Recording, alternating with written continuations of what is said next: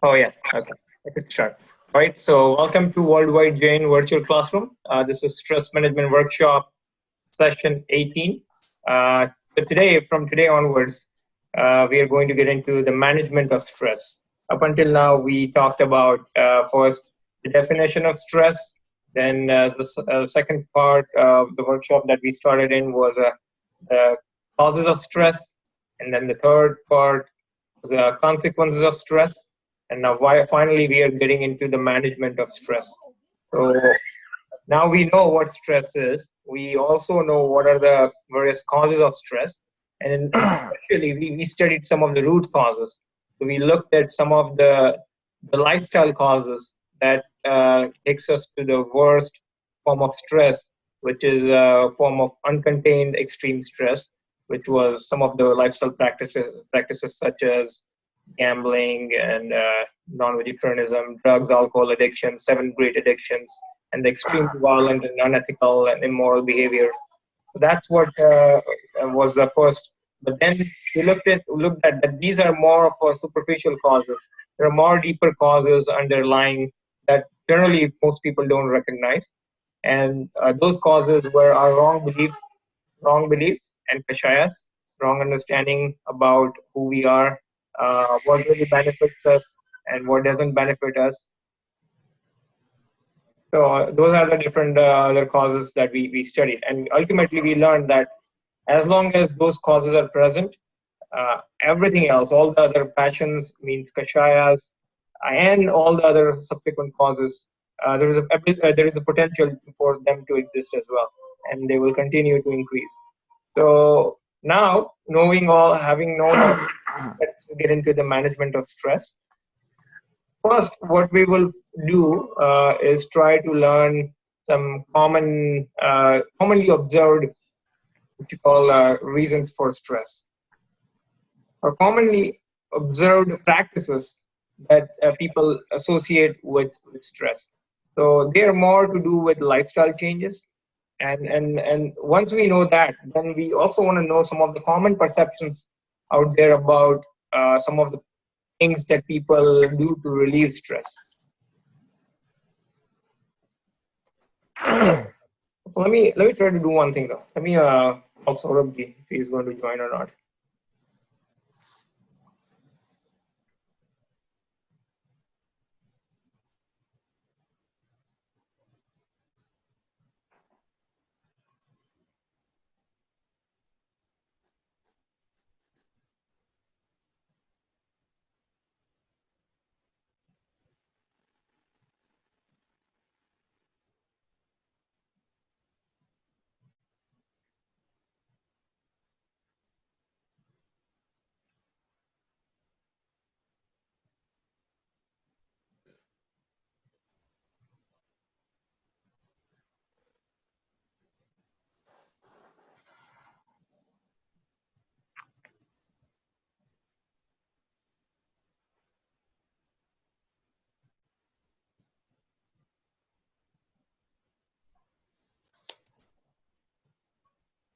Hello Saurabh ji.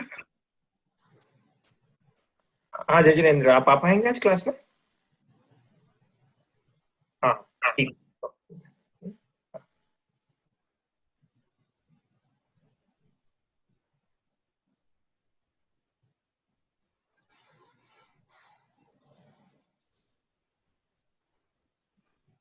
Is he joining? Yeah, he's saying he would join in a few minutes. Yeah. So let's look at some of the common perceptions about stress out there and what people do in general. One of the things today, I don't have a presentation, but we will go over. This is going to be more of a discussion. So I'm going to address some of the major common perceptions out there. One of the first common perception that we commonly see among people is that praying to God and asking for help will reduce my stress. And that's why most people pray to God so that they can relieve their suffering. And God's grace can give them pleasure and happiness. So now that's the first question. Can God's grace really take away our suffering? So we have learned the fundamentals of stress, basically how stress arises, how stress occurs, what it does, and what's the root cause. Knowing all fundamentals. Can really first of all, there is no God who is a doer of controlling substance in the nature, right? So, can really God take away your stress? What do you think? No, the obvious answer is no. We know there is one entity that controls things out there. Yeah. So why can but why what would be the reason why can someone not take away our stress? And many people No, claim that when they go into different when they pray, they feel like their stress is reduced, or God is helping them take away their stress. What do you say about their arguments? What do you think, Ethan? I got a really poor signal, Parith. I didn't quite hear the question. Try it one more time, please. What I'm saying same is, here.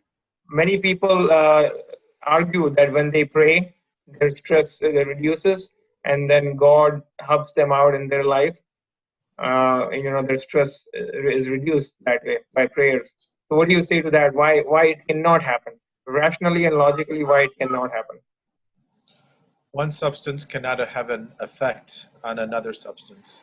Probably one of the key answers is that you're basically saying that an outward God, some controlling being, has an influence on another substance, another soul, another living being, and that can't happen.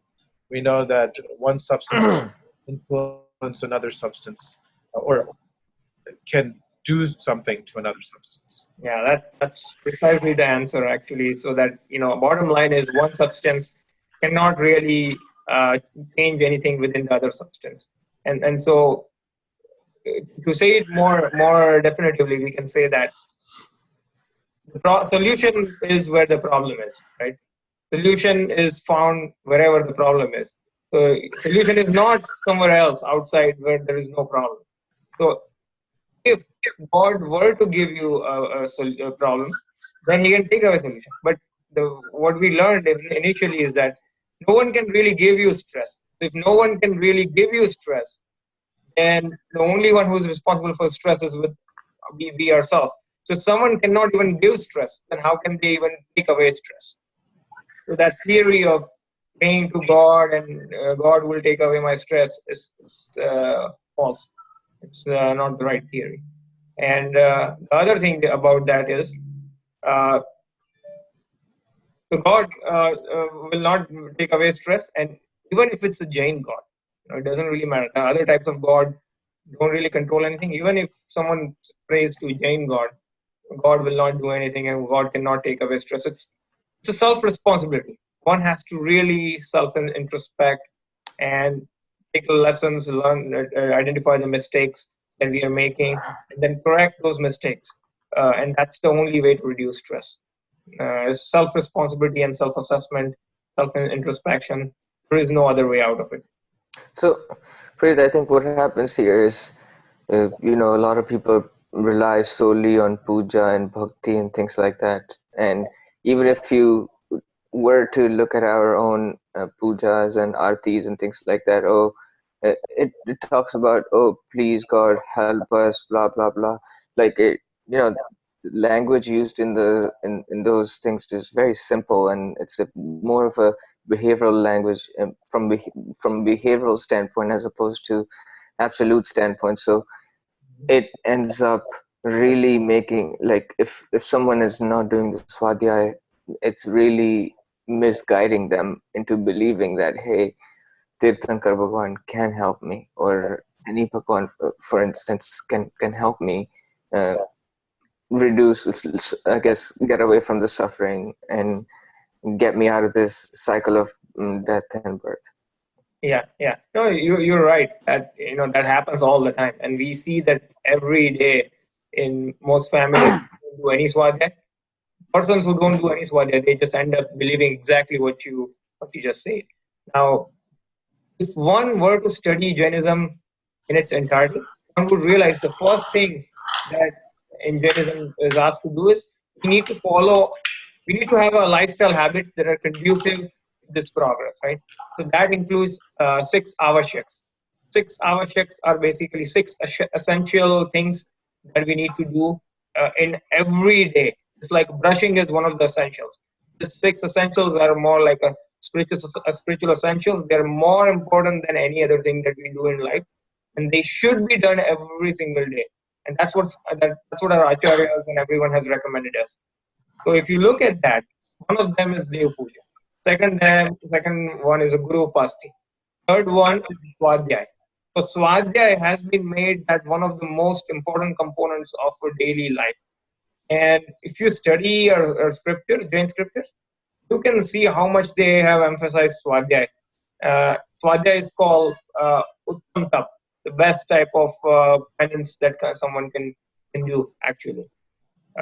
So without Swadhyay, basically, it's completely person doesn't know what he's doing, why he's doing, what he's after, what his goals are. Like, and it's not to say that no one has taught that person, because the same person will be extremely well planned, extremely methodical, like extremely focused in terms of his business. That he will set his goals, he will set his targets, he will very dedicatedly go after those targets, he will make the strategies. But why is that person so irrational and non methodical and just haphazard in his spiritual life? It's just a lack of interest. There is no other reason. It doesn't mean that he doesn't know how to plan. It doesn't mean that he doesn't know how to set targets. Everything he does, it doesn't even mean that he doesn't have a rational ability, because same person, when that person goes to buy a gold, he will do so much investigation to make sure that the gold is authentic and not the fake gold. So it doesn't even mean that he doesn't have a rational ability. It's just a lack of interest, and he doesn't really want to really pay attention and learn. And due to those habits, what happens is the scripture in the pujas language is out more of a day-to-day language, right? So suppose if tomorrow, if you were to help me with something, I'm really gonna say thank you, Nishit. Hey, thank you so much. I really appreciate your help. And if you did me a favor at a really bad time, and you saved me out of some really big trouble, and I'm gonna be very thankful to you for my entire life. I'm gonna That's just interaction between person to person. Here, what we are talking about is Tirthankar Bhagwan, who has saved us, pretty much showed us a way out of every trouble of our life, and given like such a art of perfection. It is like beyond anything that you will find anywhere in nature. So that's such a big favor, right? So it's like what you do in puja, sometimes the language is used to express that.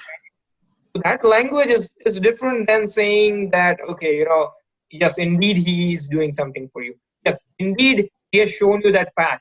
But now it's kind of like teacher guiding you, right? Teacher can guide you, whether to follow or not follow that path, whether to learn or not learn. It's up to a student. So just like that, yes, the Shankar Bhagavan Jain God have done us a favor of giving us, imparting this knowledge to us. Then it's up to us to really practice this knowledge and really understand it. And that's where the self-responsibility and self-assessment comes in. Saurabh, are you there? Hello, Saurabh? Saurabh, can you hear us?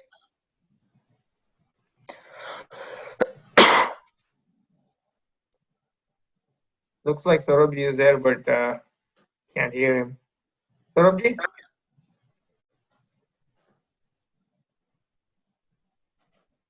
Wait a few minutes so that I can call him. Saurabh, are you there?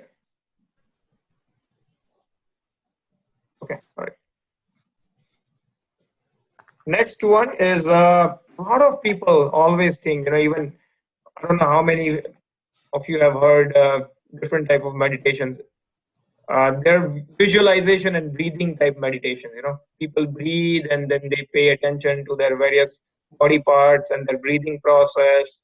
A lot of people, there are so many meditations that are like that. So you say, Buddhists practice a meditation called Vipassana. I don't know if you've heard of Vipassana or not.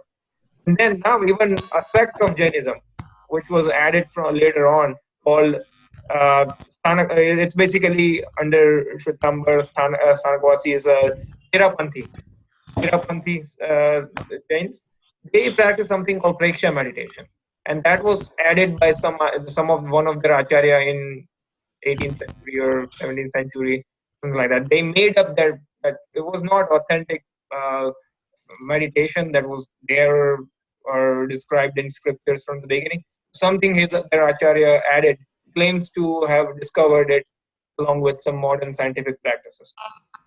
What these meditation aspects do is, if you look at them, stage by stage, they just ask you to focus your attention on one part of your body, the other part of your body, and think that the blood is flowing up and down, and you're having positive vibrations and stuff like that.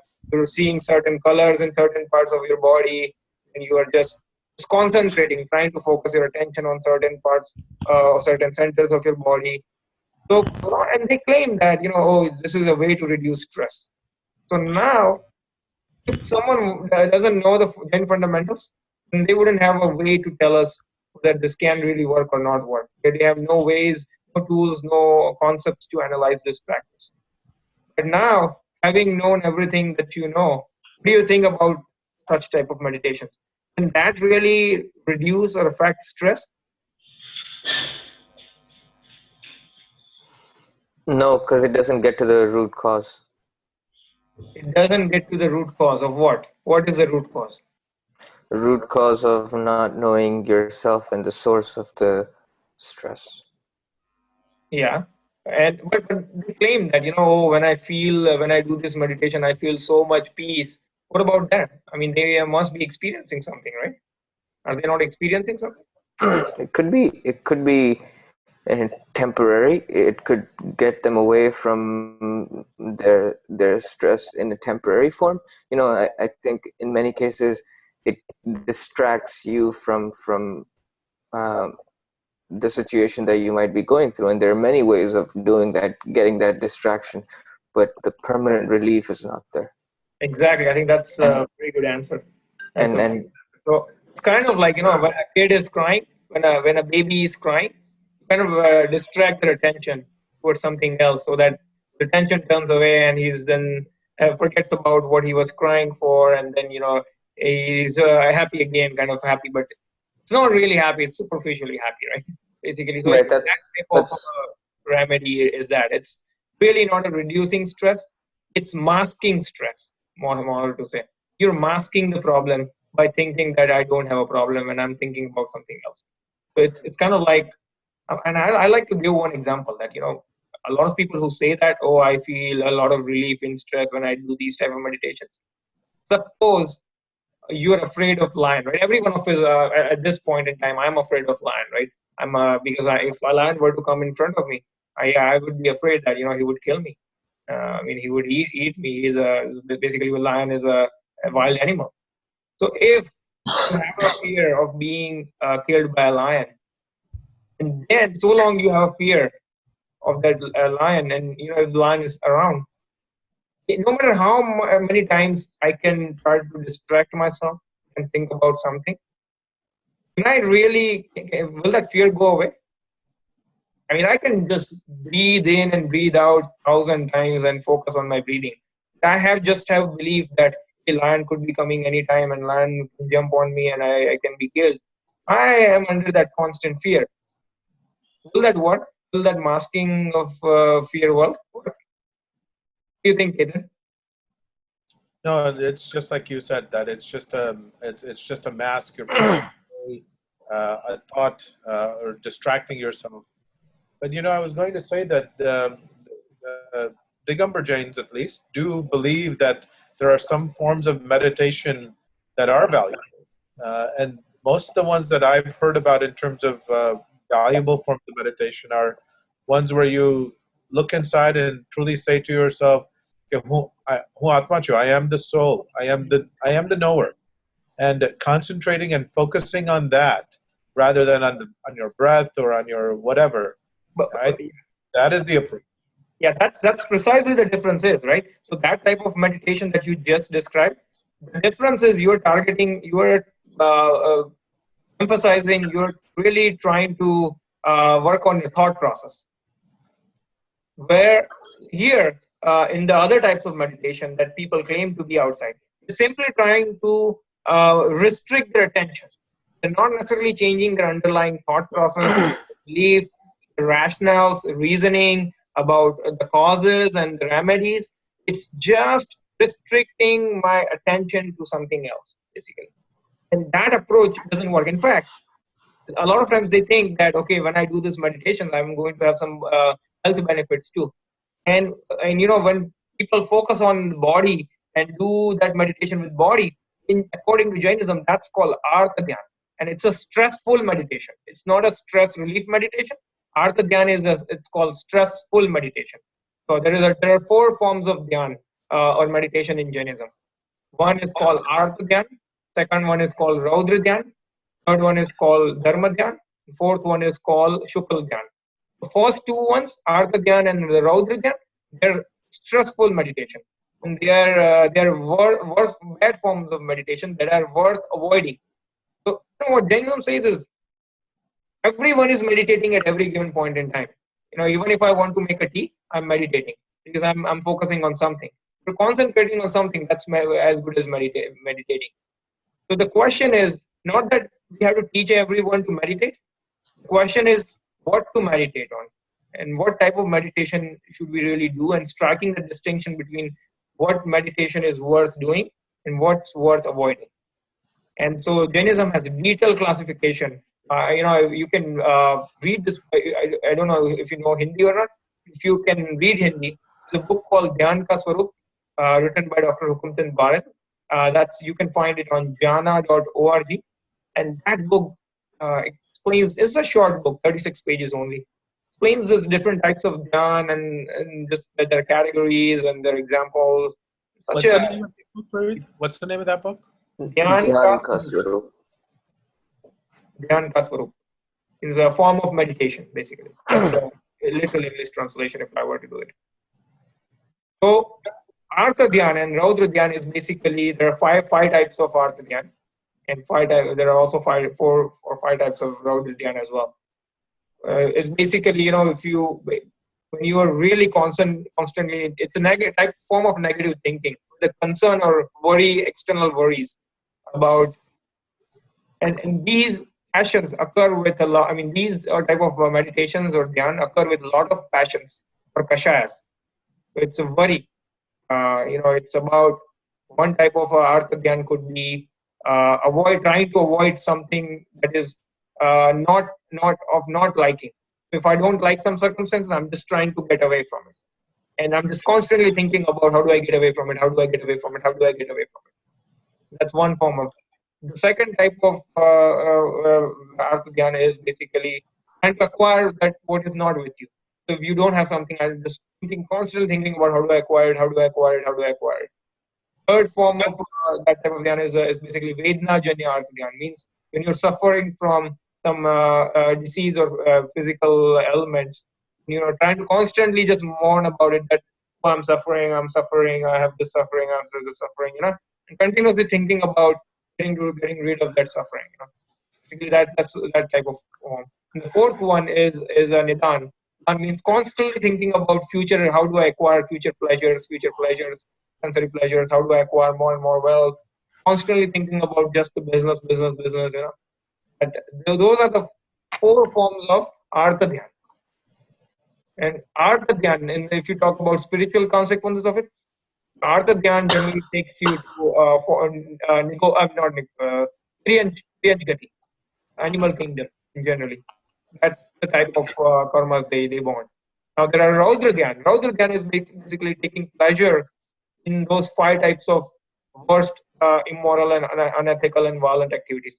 If there is a violence going on, taking pleasure in violence and enjoying the violence is also is a Raudra Dhyan. So how many times we watch a Hollywood movie where people are pounding each other and we seem to enjoy the movie. That's we may not think that we're performing any type of meditation, or we may not think that is harming us, but that, according to Jainism, can take us to Naragati, a hellish being. Basically, you're enjoying the violence, pleasure out of the violence. Similarly, pleasure out of lying, pleasure out of stealing, pleasure out of other immoral and unethical activities. These are different forms of Raudra Dhyan, and they're extremely worse form. And in that, the sad part about these type of dhyan is the person is enjoying thinking that he's enjoying at that moment. He's thinking that he's getting pleasure out of those activities. But in reality, it's a slippery slope, the tunnel under the ground that he is digging for himself. So those are the two types of dhyan that are worth avoiding. Now, third type of dhyan that Ketan mentioned, where you're trying to, it's conscious thinking about you're working on your thought process, correcting that thought process, which is in true conjunction with your nature of yourself or true nature of the life. That type of dhyan is basically dharma dhyan. It's explicit thinking, conscious thinking, but you're trying to correct your thought process, thinking about what the mistakes we are making, what Shankar Bhagavan has said, what are the fundamentals of life, what are the consequences in life, what are the consequences of my action, what can I do to get out of these different mistakes that I'm making. These type of contemplation and the conscious thinking is called dharma dhyan. Saurabh, are you there? Can you hear? Hello हाँ सौरभ जी. हाँ मैं हूँ यहाँ हूँ. हाँ आप हमें can you tell us more about धर्म ध्यान? हाँ धर्म ध्यान में ये धर्म संबंधित जो हमारी सोच चलती है, विचार चलती है, उसे हम धर्म ध्यान कहते हैं. धर्म ध्यान से शुभ परिणामों का बंध होता है. यही हो डिटेल के लिए तो तत्व सूत्र में डिटेल आया है, उससे पढ़ना पड़ेगा. और अभी जो किताब आई थी ना, आपने बताई थी किताब, जो the book what you have mentioned, ध्यान का स्वरूप, written by हुकुमचंद जी वारिन. So we can get a more detail from there. Dharma dhyan means actually to think about vastu swarup, to think about atma swarup, to think about jindev swarup, and as a result you will get a shubh karma, bondage of shubh karma due to dharma dhyan. Good. Did you understand form of dharma dhyan, what dharma dhyan is in general? And can you also explain us just briefly some details about Shukla Dhyan? What is Shukla Dhyan?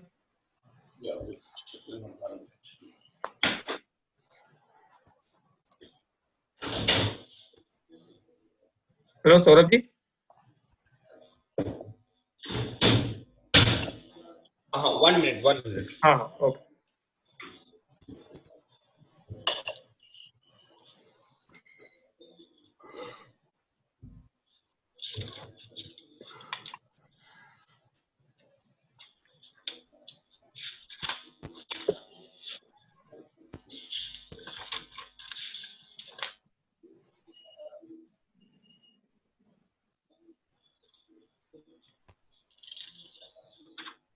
I'm getting the matter from Tattva Sutra, Okay.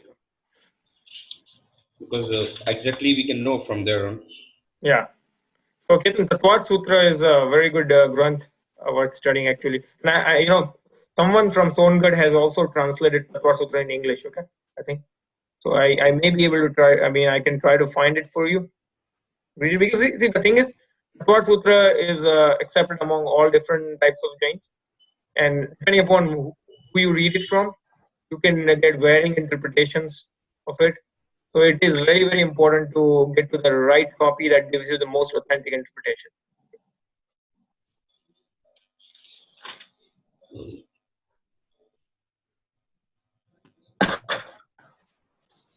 Who's the author of Tattva Sutra? Acharya Uma Swami.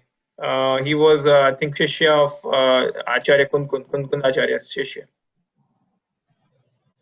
And is a very, very popular Jain scripture. Okay, Tattva Sutra, extremely popular. शुक्ल ध्यान के धारक जो होते हैं श्रुत केवली होते हैं श्रुत ज्ञान के धारक. सॉरी, शुक्ल ध्यान के धारक. एंड उससे पहले धर्म ध्यान में रहते हैं वो, और उसके बाद शुक्ल ध्यान में आ जाते हैं. मतलब अरिहंत जो केवली रहते हैं वो शुक्ल ध्यान में रहते हैं. But Saurabh, that Gunsthanak from 7th to 12th, श्रेणी के जो गुणस्थान होते हैं, are they considered Shukla Dhyan or Dharma Dhyan? श्रेणी पर चढ़ने से पहले धर्म ध्यान होता है और और श्रेणी श्रेणी चढ़ने पर क्रम से दोनों शुक्ल ध्यान होते हैं। दो यानी प्रकार के शुक्ल ध्यान होते हैं। तो जो 7वां और 8वां और 9वां गुणस्थान है वो धर्म ध्यान का है या गुण शुक्ल ध्यान का बोला जाता है? ये शुक्ल ध्यान का कहलाएगा। श्रेणी चढ़ने पर क्रम से दोनों शुक्ल ध्यान होते हैं। श्रेणी चढ़ते हैं तो शुक्ल ध्यान होता है। अच्छा, श्रेणी में आ गए तो अभी बस क्रम से शुक्ल ध्यान में आ गए। श्रेणी के चढ़ने से पहले धर्म ध्यान होता है। पहले धर्म ध्यान होता है, उसके बाद शुक्ल ध्यान में आ जाते हैं श्रेणी चढ़ने में। हाँ, ओके, और क्रम से ये शुक्ल ध्यान बढ़ते ज्यादा से ज्यादा बढ़ते जाते हैं, आगे का जो टाइप है वो उसमें चले जाते हो क्रम से। हाँ, हाँ, बराबर बराबर, वो बढ़ते जाते हैं। Ketan, just to translate for you, before you know what climbing shreni is, नहीं, climbing the spiritual ladder. So when you know the monk or Digambar Jain monk, when he is in a basically conscious thinking mode, which is a sixth gunasthan, where he will give you blessing if you go to see him, or if he will speak to you, will give you tell you about Jinwani. But when he then starts meditating upon himself, and once he enters into seventh gunasthan, then after seventh gunasthan, he can either come back to sixth gunasthan, where he can come back in that contemplating, conscious contemplating mode. That is called a dharma dhyan mode, because he's constantly contemplating about his thought process and his actions and the ways to basically improve and get life, and what his dharma is and all those things. Then, if from seventh gunasthan onwards, if he goes further up and climbs the spiritual ladder, which is going up till the 12th gunasthan, then progressively, once he gets into this gunsthans, Shrani gunsthans, he is getting into forms of Shukla Dhyan. So in the Shukla Dhyan, there is a less tendency about this conscious contemplation. There is no conscious contemplation. It's a pure experience of your soul. It's a pure pleasure that he derives. And increasingly, that pleasure and that experience becomes more and more intense. So the form of Shukla Dhyan becomes of a higher and higher category in those spiritual ladders. It's called spiritual ladder or Gunasthan, basically, in Jainism. And then ultimately, he will become complete Vitragi, come to 12th Gunasthan and become complete Vitragi.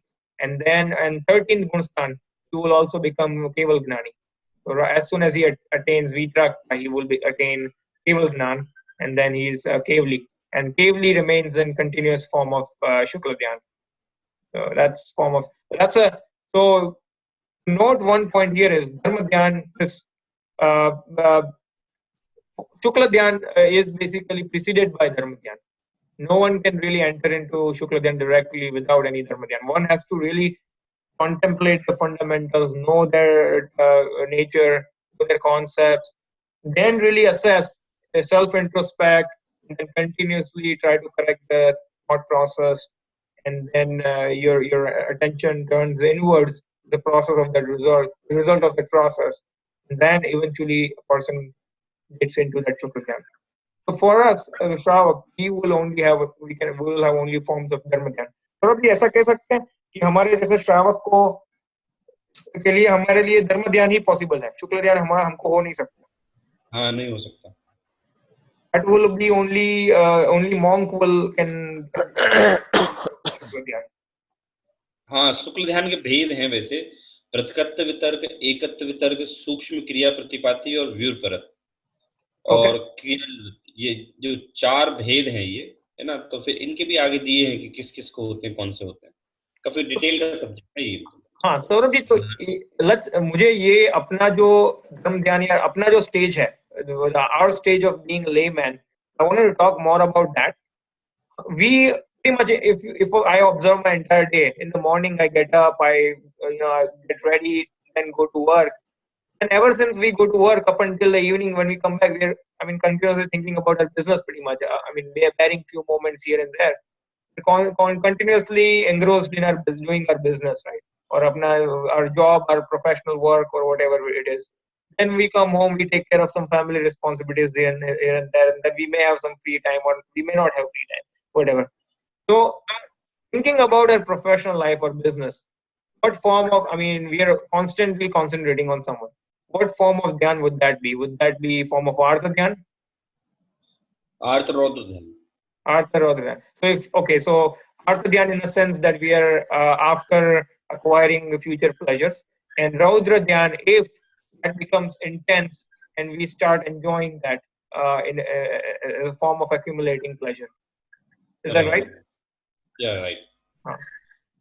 So then that is a very, very, what you call alarming situation, alarming fact that if one were to remain in a business, continuously thinking about their professional life and business, although it may sound very good outside, and oh, hey, you're such an accomplished person, we're such an accomplished person in our field, but ultimately it results a form of artha dhyan. It's a form of stressful meditation that we are going through when we are going through our day-to-day profession.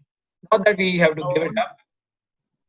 I've always thought about it a little bit differently, and I think you and I are saying the same thing. But the goal, I can't certainly, I'm not going to say that I can accomplish this all the time, but I sort of view it as like driving a car.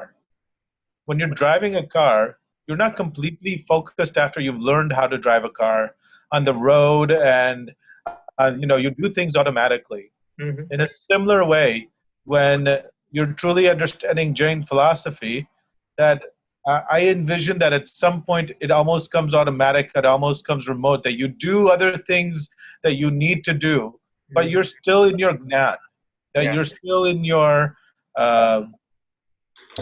atma, and your thought process is still toward that, even though you're doing other things in life. I don't know if that concept is necessarily correct or not correct, and I can't say that I am able to functionally do it all the time, but that's sort of the goal I have in mind. Yeah. So you're precisely talking about Dharma Dhyan and precisely talking about Ved Gnan actually. Dharma Dhyan, Ved Gnan. That's a concept. So I mean, and that's precisely the what Samyak Drashti stage of Samyak Drashti is mentioned in our scripture, right?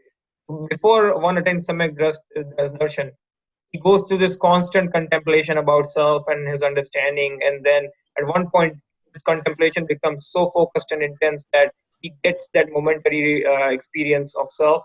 That's the point that he becomes Samyak Drashti, and from that point onwards his belief turns inward. So although his attention goes into his day-to-day functions, his belief doesn't turn that way, that this is giving me pleasure. He never thinks that this is giving me pleasure. He knows that, and he also doesn't think that this can give me pain as well. He always thinks that my real happiness is myself. So in that sense, although his attention is somewhere else, his labdhi gnan. Labdhi gnan means more of what form of knowledge? I have a word for it. What do you call labdhi gnan? Hold on just a second. I'll give you an exact English word for it so you can understand it.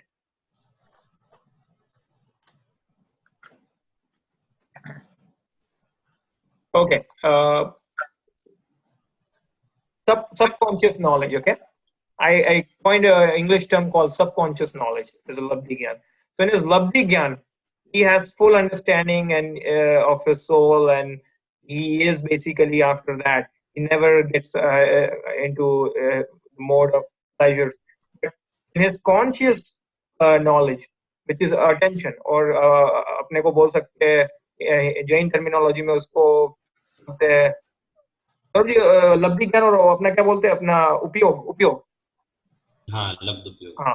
उपयोग में still, like, so for example, Samyak Drashti, when we talk about Samyak Drashti do even gets involved in disputes from time to time. We have stories in scriptures where Samyak Drashti gets into dispute. So at that time, his attention, he's completely getting into disputes, and he's actually part of that dispute, and he's going through that kashaya. No one can deny that form of kashaya that he's going through. But despite that fact, in his subconscious knowledge and his belief, it's a fact that this is all worth giving up, and this is cause of misery, not cause of happiness. And I am completely separate from all this. So that's what he realizes. But there's a difference, this is still a form of kashaya. Although it's not as intense as mithya drashti, who is getting involved subconsciously as well. It's not that intense, but this is still a form of kashaya. Compare this Samyak Drashti situation with a Muni. The Muni never gets into any form of inauspicious activities, or like stressful meditation, so-called, or Artha Dhyan or Rodra. Well, they may get into form of Artha Dhyan, but not as form of that we have as terms of as strong.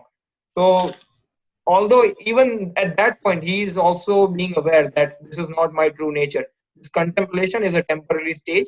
My true nature is to experience that true state of meditation, which is without any conscious thought, or it's just continuous experience of soul and a pleasure. There is a difference between different situations that you may want to target. And Ketan, to your point, I think being in a layman, having a professional life, that's the best you can achieve at that point. You can achieve at that point that having strong conviction and subconscious understanding and remaining separate, and try to do as much as conscious thinking when our work permits us in day-to-day life. Because when we are driving, we have to be mindful of the fact that we are driving. At the same time, as in our capacity, if it allows us to contemplate other things, we can contemplate upon it. Saurabh ji, आप कुछ कहना चाहेंगे कितने जो कहा उसके बारे में? नहीं, बराबर. So basically, this is a different type. Again, just to summarize the fact, what the question was: can a different type of meditation, visualization meditation, take away your stress or not? तो अभी हम जो commonly लोग सोचते हैं ना कि stress किससे दूर होगा, लोगों की जो साधारण मान्यताएं होती है उसकी बातें कर रहे थे. हमने पहले ये देखा कि क्या भगवान को प्रार्थना करने से या पूजा करने से स्ट्रेस होगा दूर, तो वो आंसर मिला अपने को कि नहीं हो सकता. सेकंड ये क्वेश्चन पूछा कि या ये जो ध्यान करते हैं अपने अपने ब्रीदिंग पे ध्यान करते हैं और अपने शरीर पे ध्यान करते हैं, उससे काफी लोग बोलते हैं कि स्ट्रेस दूर होता है, तो उससे होता है कि नहीं होता है, वो हमने बातें की. अभी नेक्स्ट क्वेश्चन आता है, can yoga, pranayama and physical exercise reduce stress? Well, if you go talk about medical science says that yes, it can contribute towards reducing stress. It's completely incorrect fact, actually. All it can do at the best is if with exercise, maybe physical health may improve here and there.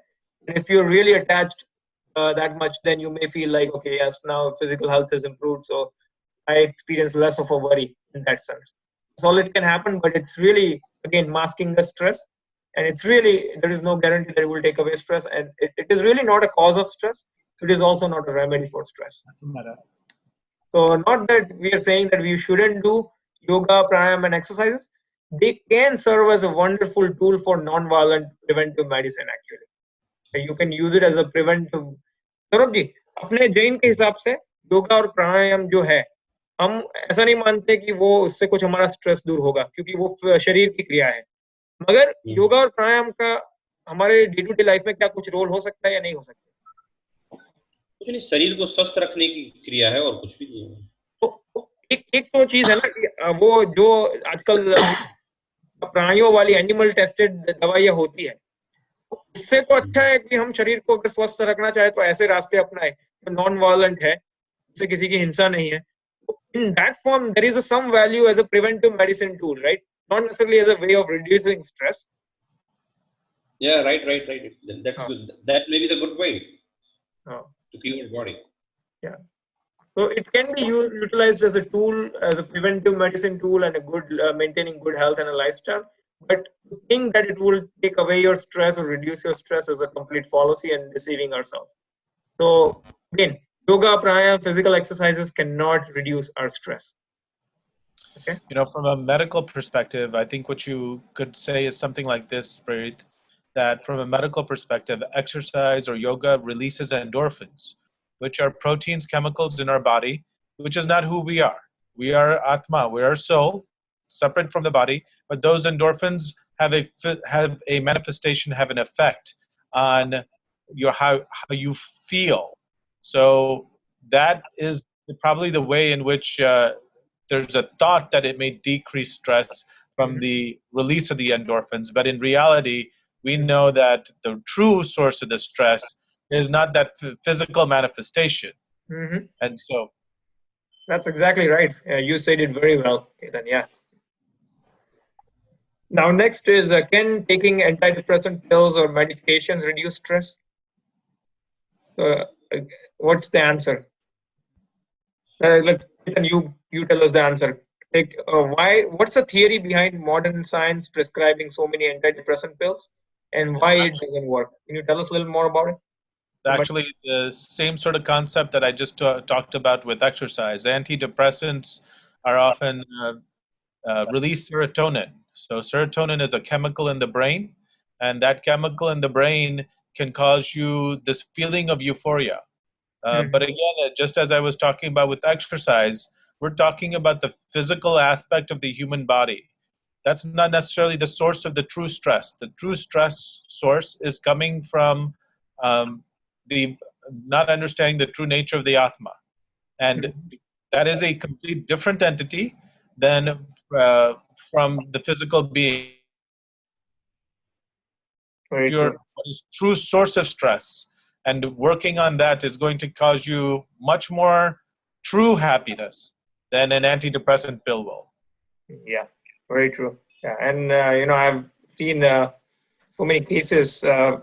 One friend of mine actually got into depression, and a doctor prescribed her so many antidepressant pills, and then what happened was eventually that person, like, her health was falling apart. She gained so much weight, and even then she wasn't really fully recovered from stress or depression. And ultimately then she was basically she went to her family, spent time with family, and after a lot of counseling and stuff, she came back out of depression. But she told me personally that the antidepressant pills certainly didn't work and made her health worse. Okay, so next is can astrology, numerology, or palmistry reduce stress? If you observe Indian channels nowadays here in US, there's so many commercials, advertisements about different this Jyotish, different astrologers, different experts. Yeah, let's talk about astrology first, and then we'll come back to other ones. Uh, and then palmistry experts and stuff like that.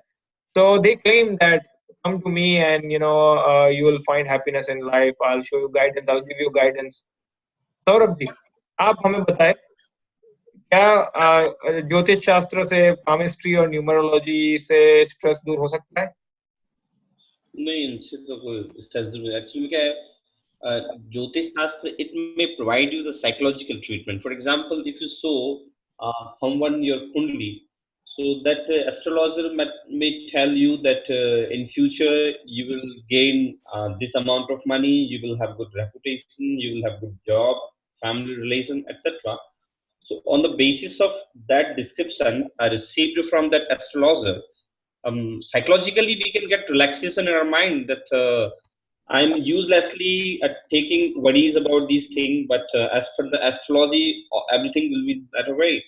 So psychologically we can get relief, but there is no relation between stress and astrology. But Saurabh, it can work in the other direction too, right? If our future is not that bright, someone tells you that you are going to end up losing all the money and your health is going to go bad, then it can work in other direction too, right? That it can cause you worry. No, I know a person in my life actually whose Jyotish in his kundli told that person that your education would be fruitless. Your education won't be of any benefit of you. You will acquire a very good education, but it won't be of any use to it. And then what happened was the person remained under so much stress for many years due to that fact that she read into that her prediction. And then the person really started practicing and started working and really started deriving benefit. And it came out to be that prediction wasn't completely true the way it was written. And that person felt was that it caused so much anxiety, just the fact that she read that he or she read that prediction basically. So it can work in the other direction too. And the thing is, according to Jainism, we can possibly predict what's going to happen, but no one can change what's going to happen, right? So then what's the point? Value of astrology could be good in terms of a compatibility test, like kind of like when we are doing blood transfusions for medical. There is a blood type matching that we do. And does this blood type match this blood type or not? And then we do that so it doesn't cause complication. So there is a value of astrology as a tool, as a compatibility check, as a personality match, and as a physical match, and all those things. But beyond that, to think that doing some puja or wearing some mala or doing using some mantra, it will take away your stress. If it's bound to occur, there is no one can take away that situation. So if the And true way to get away I, from stress is to address the root cause. Preet, I think a lot of times it works as a it's the placebo effect. I don't know I mean, I'm sure Ketan would know about this. Yeah, It's yeah. like you give a sugar pill and the patient feels like, oh, they've taken some medication, they're gonna expect to get better. And so that just gives them that psychological edge more than anything else. Oh, I did this puja, now I'm gonna overcome this. It's just so But aren't we fooling ourselves in some sense? We're that not that really that's attacking our true. We're not even trying to learn the true causes of stress. We're just that's the thinking exact something else is causing and something else will take away my stress. So again, that's like, precisely what it is, yeah. to fool yourself. Yeah. Okay, so again, astrology, numerology, and palmistry cannot reduce stress. How about Vastu Hello. Shastra, Feng Shui, or for rearrangement of the house or office? Can that reduce stress? I know a lot of commercials nowadays on Indian channels. I don't know about India, but here in US, there's so many of these Vastu Shastra experts popped up here in US, and they make a lot of money, and they claim it as a science, as an ancient science. They claim it. And I tried to read the fundamentals of a Vastu Shastra book as the so-called Vastu Shastra, and I felt like the fundamentals were completely wrong. I mean, it was just nothing there. Totally incorrect fundamentals. I mean, there can be aspects of construction of the house and office that should be considered, like lighting and the air circulation and the direction. Yeah, there can be reasons for it. But the reasons that they show didn't really make sense to me. And associate that with the stress. Saurabh ji, आप हमें बताया वास्तुशास्त्र का अपने घर की arrangement का या office का अपने स्ट्रेस के साथ क्या संबंध है, क्या हो सकता है? No, there's no relation between Vastu Shastra and stress, because these, do you know, if we talk about an actual thing, stress is directly is associated with soul. Soul, it means each and everything is in our gyan. So when we think that this thing will go away from me, this thing will come with me, it will be harmful. So in our gyan, when we feel istanistpana, so we feel stress and unstressed condition. And if we talk about Vastu Shastra, so Vastu Shastra is a different thing. And we can say that the Vastu Shastra is nothing but only the business propaganda provided by the world business community. Of course, we can find Samudrik Shastra in Jain religion, but Samudrik Shastra only says that you will have to taking care of disas to see the Chaitya Chaityalaya, and you will have to establish your study room, swadhyaya room, these kind of things. Vastu Shastra, sorry, Samudrik Shastra says that. But if we talk about Vastu Shastra is only a business funda, nothing else, and it cannot reduce your stress. Yeah. So here today we covered actually almost 1, 2, 3, 4, 5, and 6 different commonly observed perceptions on stress management. And we will cover probably, let's see, 1, 2, 3, 4, 5, and 6 others next time. And then we will go into the real remedies of stress according to Jainism. Yeah. So with that, we will just stop here. Let me at least stop sharing and please stop recording.